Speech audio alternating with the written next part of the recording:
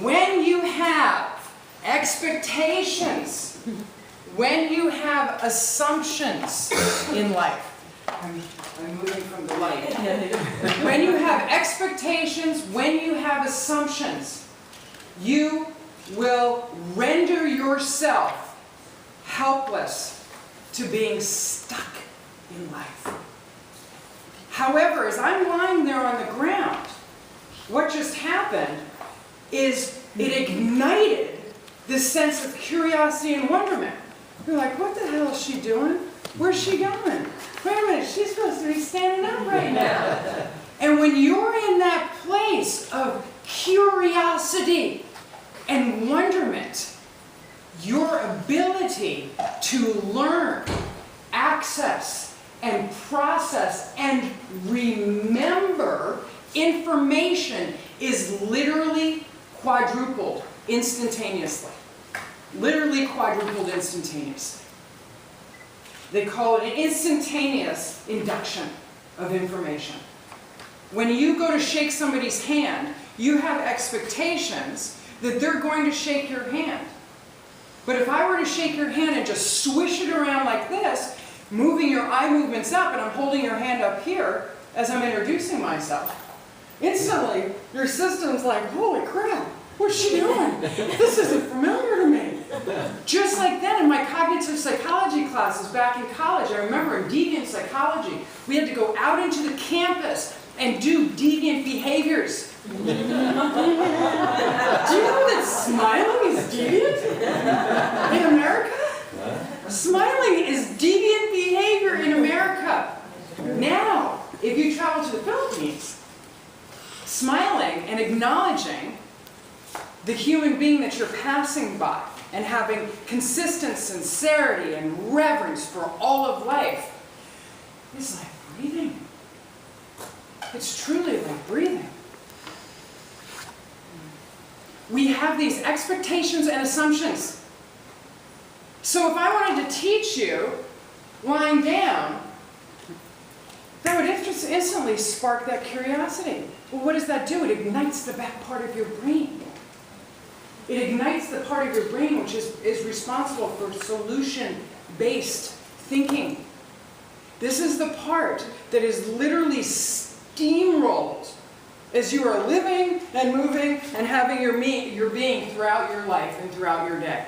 The back part of your brain is steamrolled by 3 serpents throughout your day that are fueled by all kinds of different portals. But fear, self-doubt, and worry. Fear, self-doubt, and worry. How does fear show up? Fear shows up differently for every human being. And some people express fear through surges, because anger is a surge. And just understand this, when you get the surge of anger, the first place I invite you to explore is to ask yourself, what am I afraid of here? What am I afraid of here?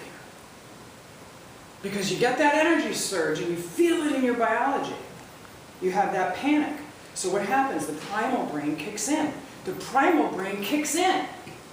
So you will either, I call it block, punch, kick. As a second-degree black belt in Taekwondo, I remember being in the ring, and I remember my 8th degree trainer, and this was during the state championships in Colorado, and he was yelling at me at the side. And I'm like, I got this. I got this. So I wasn't listening to the voice of reason because my primal brain kicked in. So my 6 days a week, 4 hours a day training to prepare me for the Colorado State Championships in Taekwondo went out the door because I knew better in that moment. So as I was standing against my opponent, who was 10 years younger than me at the time, and we started going at it, it's like a spider monkey came up inside it. And once that spider monkey takes over, that's the primal brain. That's the I know better. Forget about all the training. I can't hear you right now because I know better. And so before I knew it, her foot came up with a nice swift kick to the side of my head, and boom, I was knocked out within the first couple of minutes. We are constantly getting knocked out. Things hit us. We think we know better. We're in the subconscious reactive response to life, and we're not awake. We're not alive. That's why the shock value of lying down on the floor. We used to do this, people. We used to live and move like this when we were back in kindergarten. Our greatest teachers in this life are under the age of 5. Literally. Whenever I'm in the presence of a human being under the age of 5, I know I'm standing on sacred ground. Because they are there to remind me of the things I've forgotten along this journey in the earth suit as a human being. As I have literally farmed out my identity to things, circumstances, people's responses to me all day. And I simply forgot my way. I forgot my sense of identity and why I do what I do. Often throughout the day, I'm having a constant conversation. People will often ask me, do you meditate? Do you speak with God? What is your prayer life like? And it's constant. For me, there's no other way. As I'm speaking to every human being that comes into my space, I look at everything as a divine appointment. What does this person need? What are they here to give me? What are they here to remind me of? This is having a consistent sincerity and reverence for all of life. Dear God, with the gift of each new dawn, may I have consistent sincerity and reverence for all of life. Because if that's the current that's flowing through my earth suit, ego will not have its way with me. I need to be seen, acknowledged, recognized, approved of. Status. Good job. Let me just dismantle this a little bit. I see you. Oh my gosh. Did you see that? You were in Redbook. Oprah interviewed you? Oh my gosh. You're so great. We love this stuff. We need grace, people, so we do not lose ourselves in the drug of approval. Dear God, give us grace. Because that will dilute our authenticity faster than any other thing in this world. The drug of approval. And it started the first time you did something exterior, outside of yourself, and somebody said, that's great. Look at you. That's a really cool little thing you're doing there. And they're clapping to you, and you get that surge of adrenaline. Wow, that feels good. I like that. I'm going to do a little more of that dance. And so you just keep doing the dance. You keep doing a dance that people are approving of. And slowly but surely, you forget the dance you were created to dance. Now what resurrects that? What wakes you up? What turns on the lights to help you remember why you're gifted with the beat of a heart with each new dawn? This morning I was woken up at 5 o'clock. This bird is singing like crazy outside my window. And it's so dark. It's still dark and the bird is singing. I think they call them morning larks. There's this morning lark outside my window, singing away. And so instantly, as soon as I open my eyes, I always pray for the grace to connect first, God first, then out. God first, then out. So I'm sitting there, I'm like, that's pretty cool, God. This bird's singing, it's not even sunrise yet. So I'm constantly processing life through metaphors. Here's a bird that's singing before the sun has even pierced into this world for a new day of life. In the darkness, this bird is singing with the expectation and assurance, faith, belief, clarity of focus. I know that sun is rising. So I'm going to start singing now. So my question to you today is, what are you doing now before that sun rises on the project that you feel motivated to birth into this world? So this Rise Up tour, I look at it as a resurrection tour. Resurrection tour. This is literally, I was thinking about this morning, resurrection. This is resurrecting. You are resurrecting those things you forgot, people. You forgot these things, so you fell asleep. No judgment. Come on. Time to wake up. And you're the only one to say enough.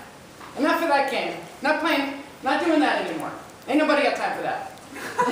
Ain't nobody got time for that. The comparison, let me tell you something about comparison here. I want to dismantle that a little bit more, because it bumps you a lot in life. I know that to be true. I'm a human being as well. We're all in this together. Comparison. Why did they pick me? Why did they pick them and not me? Well, I'm doing the same thing. How come Oprah Magazine didn't call me? How come I didn't get that interview? Well, I've written several books. How come I haven't been asked to be a part of that program? How many people in this room have ever done that? Hello? I encourage you, every day that you've been blessed with a new day of life, pray for the grace. And it is a grace, people. This is a grace. A grace, a grace, a grace to release the attachment of comparison. Know this. Anytime that you compare yourself to another human being, it's as if you're saying, you have something, I need to love and accept myself. Anytime you compare yourself to another human being, you say, you have something I need to love and accept myself. I'm not enough. If I could be more like you. Now, there's value in mentors. There's no doubt. There's value in mentors in life. They're sent to be guides. We're done with the guru stuff. No one's better than anybody else, people. We just talked about how much we have in common. We got up, we brushed our teeth, we go to the bathroom. We're human beings. How many people have wept so hard they didn't even recognize themselves in life? How many people have laughed so hard they almost peed in their pants? I just did. And the older you get, they get more common. Just so you know. Let's get one of those strap-up surgeries. We are human beings. You are not alone. You are unique. If I had the opportunity to sit down with each one of you, I could see the fingerprints of God, the stamp of uniqueness upon you. You are the only one that dilutes that. You are the only one that dilutes that when you farm out your sense of identity to another person, or you play the antics of the serpents of jealousy. They will come. They will come in the night. They will come when you least expect them.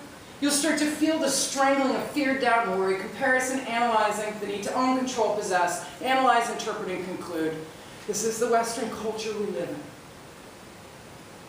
And I'm inviting you to walk past your mind up here.